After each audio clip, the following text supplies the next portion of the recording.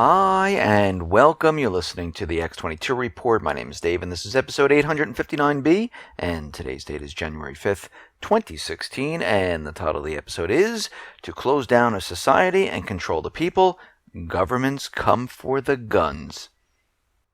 Now, before I get started, I just want to make an announcement. The interview with Peter Schiff has been uploaded to the X22 Report Spotlight YouTube channel.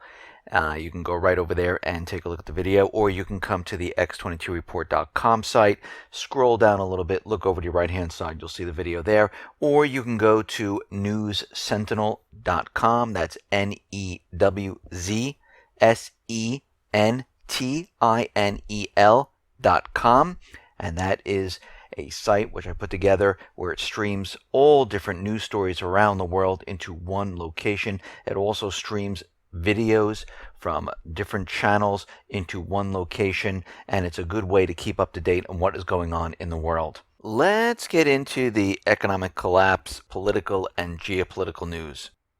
Now, about a year ago, when the revelation that the NSA was spying on the American people, Congress really didn't do much. They weren't really that concerned. Now, Congress is supposed to be working for the everyday person, and they really didn't do much during that time period. And now we see, and it was revealed, that the NSA was spying on Congress. It was intercepting phone calls of foreign leaders. And the House Intelligence Committee, which approved the surveillance authorities in the first place, is now opening up a probe because they're very upset about this. So that's very odd. They're not upset when the American people are spied on, but they're very upset when they are spied on. Seems like a double standard to me. So the House Intelligence Committee is looking into allegations in the Wall Street Journal regarding possible intelligence community collection of communications between Israeli government officials and the members of Congress. Now, we know a lot of the members of Congress have been bought off by the Israeli government through AIPAC. And they're concerned that there might be maybe some calls, emails, texts, or other information that they, don't want leaked out. And this is why they're getting very upset about all this. And the hypocrisy of Congress is just amazing, because they're more concerned about themselves than for the people. And this tells us that these are the wrong leaders that we need in government, because their first order of business is to the people. And if they didn't pass all of these spying laws, maybe this wouldn't have happened. Maybe they should have thought twice before not reading any of it and passing it. And this is why I continually say that we all need to protect our own information. We can't, wait for the government. We can't wait for Congress to make a law. Just like the rights of the people, we need to enforce our rights to show them that, yes, we still have these rights. To show them that, yes, we will stand behind them when the time is needed. And the same thing with protecting your information. Now, you can use startpage.com.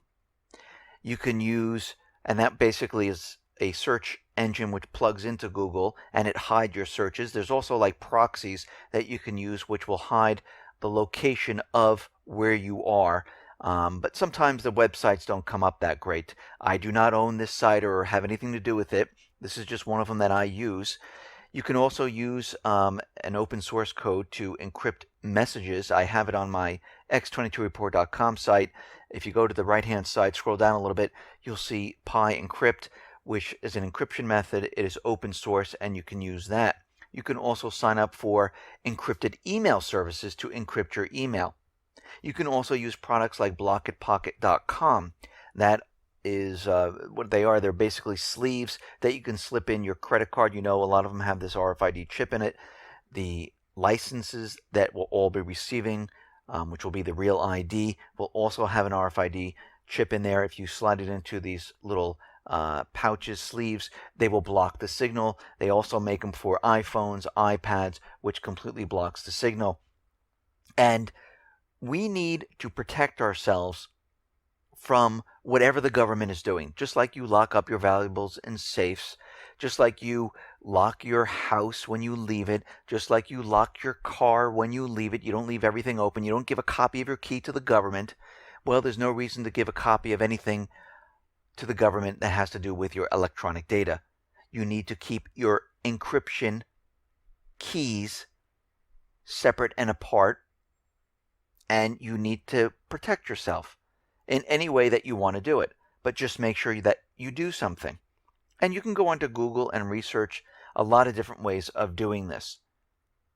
Now, we know in Ukraine, since the U.S. government went in, had a coup d'etat, threw out the elected leader and put in the puppet government, we know that life in Ukraine has gotten really hard. Now, Gallup has come in and they're trying to measure how the Ukrainians are suffering. And they are showing that since the time that the U.S. came in there, life in Ukraine is absolutely miserable. And it's not going to get any better anytime soon. In 2015, life rating indicators were gloomier than ever recorded in Ukraine. The study was based on 1,000 face-to-face interviews with adults age 15 and older, and it was conducted this summer. Gallup suggests that 36% of Ukrainians are suffering. That is the highest among all post-Soviet states. And we see this in other countries like Yemen, Libya, Lebanon, Iraq, where Syria right now, where every time the U.S. goes in there, has a regime change, the people end up suffering. The economies fall apart. And it gets worse and worse as time goes on. In Ukraine right now, there is a small town that had to plead to Russia to help with their heating because temperatures reached negative 14 degrees Celsius over the weekend. And there was no gas flowing into the town because, again, as we know, Ukraine didn't pay their bill. So they went to Crimea and asked for help. Crimea went to Russia, and Putin said, turn on the gas, let them have heat. Now, where was the Ukrainian government in all this? Where was the United States? They're very busy spending billions and billions of dollars on the military, training the police, training the special op teams, training the National Guard, and training the army, bringing in lethal weapons, billions of dollars. Where were they? Well, they were nowhere to be found. They don't care about their people. And this is what always happens. Every time there's a puppet government in place of the elected government, the United States government central bankers, they don't care about the people anymore. They care about profit. They care about the reason they had the coup d'etat. And their goal is to take control of the country completely. And most likely there'll be a dictator who's in charge. Now, out in Yemen, we see that the Yemen forces have surprised attacked the Saudi military. And basically they've taken over a base in the Sarin province. And basically the Yemen forces are pushing the Saudi forces further and further back. Saudi Arabia is having a huge amount of trouble controlling Yemen. And the Yemenis people are strong. The Houthis are fighting. And basically, the proxy army of the United States is having an awful lot of trouble placing the puppet government back in that country. And we can see throughout all the other countries, they're having problems there. Now, in Libya, we know the UN, with help of the US, pushed a deal for a unified government. And we know the elected government is really not going along with this. And we understand that the new unified government, the puppet government, moved the central bank to a different location, moved the oil ports to a different location, signed documents saying that the puppet government is the only government that can sell the oil. This same National Oil Corp is now crying for help, saying that the Islamic State militants are attacking a second oil tank in the region. Now, one or two things are happening right now. Since it's an oil company that is part of the puppet government, they are using this to have the coalition forces come in. Now, we know they're all ready and prepared to come in to Libya. And most likely, this is not the Islamic State attacking these areas, because why would the proxy army of the United States attack the areas that they already control? It wouldn't make sense. So most likely this is the people of Libya who are attacking this area. And they're saying it's the Islamic State to have the forces, to have a reason for the forces to come in there. And right now they're saying we are helpless and we are not being able to do anything against the deliberate destruction to the oil installations. And we can see this most likely is the people trying to get back what they once had. And the puppet government does not want this to happen. They want the coalition forces in Libya to basically get rid of that other elected government. They don't want them in there. Now, Erdogan has done something very interesting. On Sunday, December 22nd, Erdogan announced plans for the creation of a safety zone. Now, this is what he's trying to do here. He's proposing to create a territory inside Syria. And he's saying that the Syrian refugees in Turkey will be able to return to their country and they'll be able to settle in this zone. He said in the first phase, the zone will spread 98 kilometers along the border and will enter 45 kilometers deep into Syrian territory. And he says we can expand that over time. This will be a zone free from terror in which refugees and displaced people can live.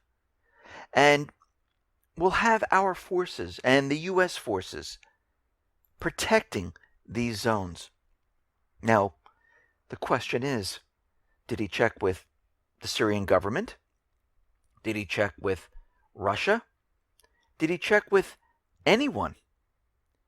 Now, Turkey and the U.S. are going to work together. Now, the U.S. is saying, no, this is not going to happen. We're not going to do anything like this. And it seems Erdogan is preparing, under the direction of the United States, to create this. Now, this has been their plan for a very long time. And they're trying to figure out ways of creating this, because Turkey's saying, okay, we have all these refugees. We don't want them in our country. We need a place to put them. And this would be perfect. And it's perfect because they want to carve out portions of Syria. And they can say these portions of Syria do not belong to the Assad government. And they can bring in their troops, which allows them to get closer and closer to Damascus. Now, we have to understand that Russia has been pushing the Islamic State completely out of the country. I mean, they have lost about 40% of the territory in Iraq and about 25% of the territory now in Syria.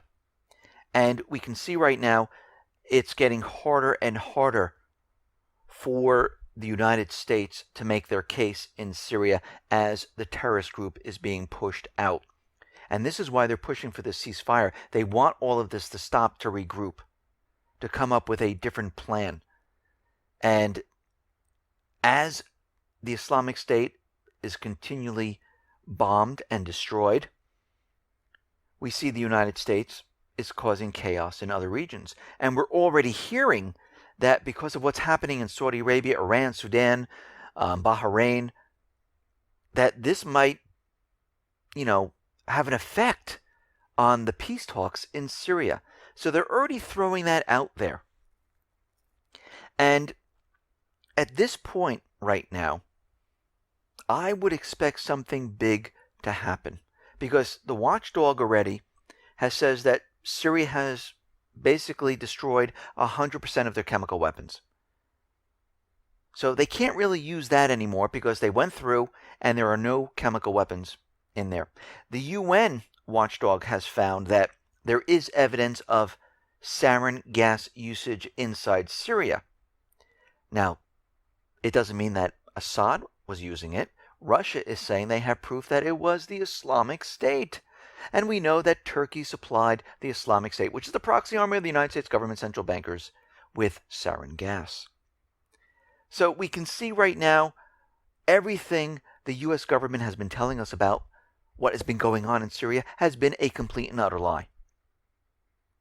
So at this point, it seems the end is near because the Syrian Defense Forces are getting ready to take back Raqqa, and they're saying that we no longer think, as we did before, that the Islamic State can't be defeated. We see that they can be defeated, and we are defeating them, and we are pushing them back.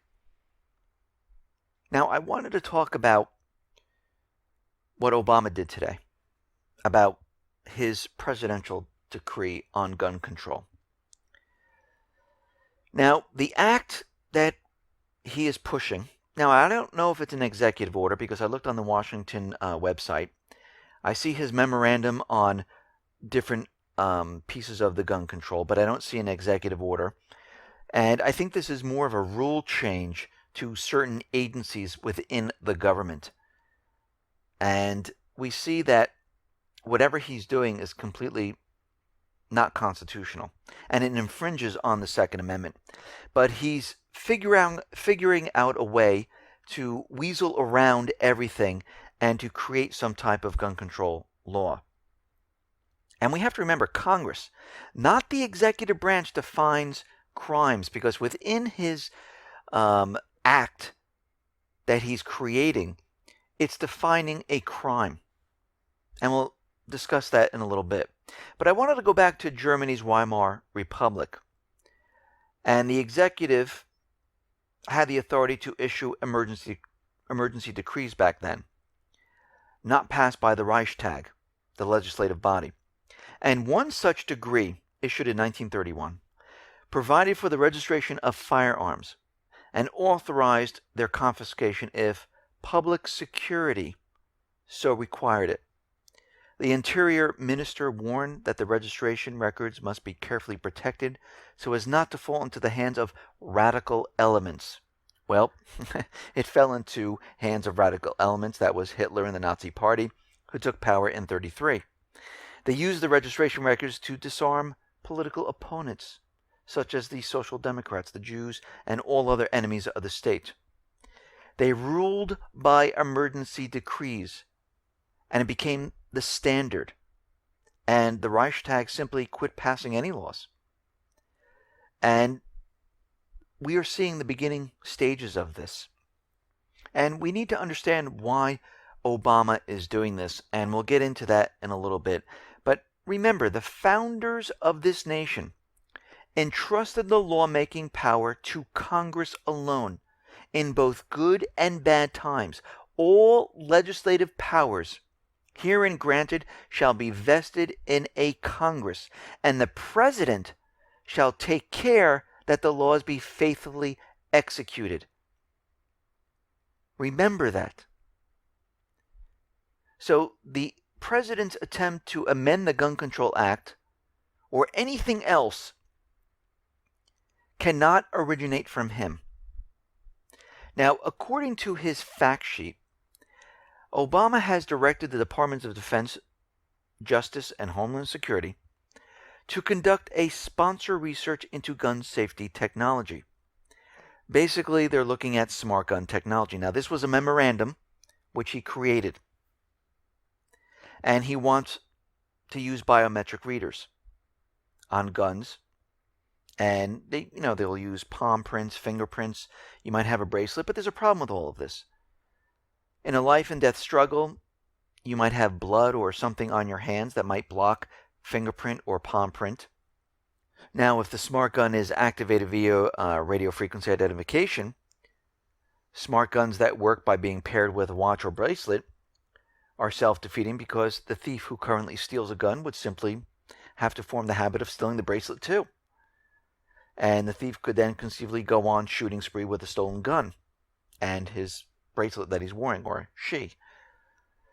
And we have to realize a smart gun, the government would have total control over. They'd be able to shut it down using the radio frequencies, and they would have a backdoor kill switch. That is one part of his memorandum that he had. Now, the other part of his decree is basically going to the Social Security Administration and using it in the background check system about beneficiaries who are prohibited from possessing a firearm. Those Social Security beneficiaries who are believed incapable of handling their own finances would have a problem getting a weapon. The ban would cover those who are unable to manage their own affairs for a multitude of reasons, from subnormal intelligence or mental illness to incompetency and unspecified conditions or diseases. Now, who determines this? But this is being tucked into the mental health aspect of the executive, or I should just say the gun control act that he's trying to push through. Now, the reason why he's doing it this way and having certain agencies change their rules is because he knows that Congress is not going to pass this. There's no way. And doctors in this would have the ability now to report on mentally ill patients. And think about it. Those individuals who served in our military coming home, all they have to do is say, yeah, they have some type of mental illness and they cannot have a weapon. That's how simple it would be. And they're also going after background checks to family trusts. And he's going to try to change the structure in place under the National Firearms Act, the NFA, which was passed in 1934. The ATF right now is finalizing a rule to require background checks for people trying to buy some of the weapons and other items through a trust corporation or legal entity. Obama's unified agenda, and that goal of it was to increase the paper trail on firearms. And this is very important. He wants to track the weapons. He wants to have gun control under Social Security, mental illness, under the healthcare system. And the reason why I say this is important is because there's something that we have to understand, which is called the UN Arms Treaty, which John Kerry has already signed. Now, the Senate has not ratified it yet. But going back to the trust, those people who receive the firearms in a trust will require those legal entities, the corporations or the people, to undergo a background check before they are passed to whoever they're going to be passed to. The person would complete a specified form, they'd be photographed, fingerprinted, and tracked. He also wants to place people who are on the no-fly list on the gun ban list. Now, this no-fly list, basically all they have to do is say, okay, we've put you on the no-fly list, so you can't have a gun, and we're not going to tell you if you're on the list or not on the list. And there was no due process. There was absolutely no evidence. There was no hearing of your peers. There was absolutely nothing. Basically, they just infringed on the Second Amendment. But this is how easy it will be for the government to say you cannot have a weapon. And all those military men and women coming back from all the different areas, they will not have a weapon because they're very nervous about them. They're trained. They're ready to go at a moment's notice. And they don't want them to have weapons. Now, what's very interesting is Obama came out with a lot of statistics. He did the fake crying when he talked about the mass shootings. And there was a poll, and 56% of Americans believe that if more Americans carry concealed weapons, the country would be safer. In a September 2015 CNN poll, not exactly a neutral gun control type of poll or site, but it has shown that 60% of citizens do not approve of the way that Obama is handling gun control. Obama mentioned Chicago, but failed to articulate that it has one of the most stringent gun control statutes in history. It is a free gun zone. And guess what? In Chicago, there is more gun violence and more death than anywhere else. The Pew Research Center, the FBI, the CDC, have all shown that gun violence in the United States has gone down in the past 30 years, with the exception of stringent gun control cities around the country. He went on to say that one online website that was selling guns managed to sell firearms to criminals. He even stated a 1 in 30 number as how many they have sold. If that was really the case, then how come the ATF hasn't arrested them or closed them down? How come we haven't heard anything? Where is he getting this information? The National Instant Criminal Background Check, NICS, is already being used to create a national registry available to federal agencies. The NICS is retaining records of legal purchases that are required to be kept confidential. Reminds me of Germany. The background check contains enough information to identify people. And Obama came out and he said that his plot is not to take away guns. Well, he also said when the Affordable Care Act came out that you can keep your doctor. Health insurance will be very inexpensive, which is completely the opposite. People weren't able to keep their doctor. He also said there'd be no boots on the ground in Iraq or Syria, and we see boots on the ground. And he also told us that the Islamic State is a terrorist group, and we are bombing them and going after them when we come to find out that the proxy army of the United States government, and they were protecting them and paying them. There's a Republican senator who's saying, and he's threatening Loretta Lynch, saying, listen, if you go forward with this tyrannical gun control action, we will not allocate resources to the enforcement of existing federal laws. We will hold back funds. I mean, this is how it's getting at this point. Now, all of this, if we step back and take a look, all of this is being done to match up directly to the UN Arms Trade Treaty. That's what they're doing, because we have to remember, the UN Arms Trade Treaty, which John Kerry has already signed, they want a gun registry. They want the ability to say, okay, you can have a weapon, you cannot have a weapon. If you have a mental illness, you can have a weapon. Article 5, under the title General Implementation, mandates that all countries participating in the treaty shall establish and maintain a national control system, including a national control list. This list should apply the provisions of this treaty of the broadest range of conventional arms. This is what he is setting up right now. The question is why? He's getting ready to close down the society, to control the people. This is why this is in place. The Bill of Rights, the Constitution, is in the way of the U.S. government central bankers. And we know there are 10 steps to close down an open society. Number 1, we know they have to invoke a terrifying internal and external enemy, the Islamic State, the Patriot Movement, domestic terrorism. They have to create a gulag. Well, there are prisons outside the United States, and there are a couple inside the United States where there is no due process. Guantanamo, Gitmo, and others where they torture people without due process. They have to create an internal surveillance system. Well, they have it. The NSA is spying on everyone. They have to harass citizen groups. Look what's happening in Oregon. Look what happened with the Bundys.